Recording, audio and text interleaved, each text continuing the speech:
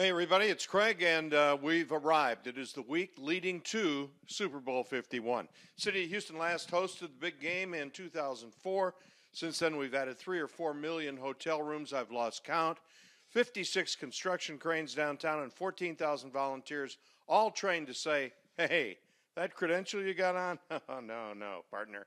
You can't go there, and don't try to park the car anywhere near the stadium, okay? All right, have a good time.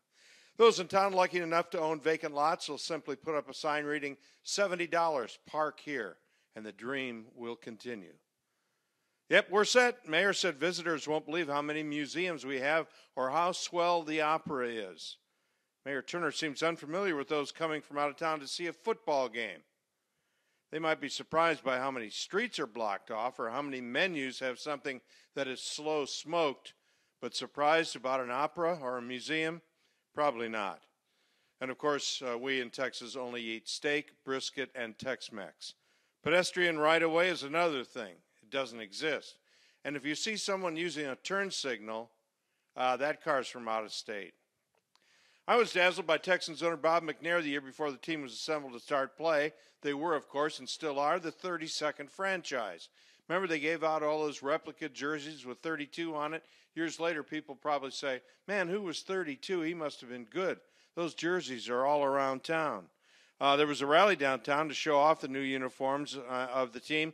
Clay Walker sang the anthem, and I told him, you are really famous because you've already got 2 streets downtown named after you. By the blank look on his face, I got the impression he didn't know what I was talking about. Well, back to my being dazzled by Bob McNair, the owner of the Texans. He gave me this Texans helmet. Look at that. 2001 issue. Never been worn. Brand new. Still hasn't been worn.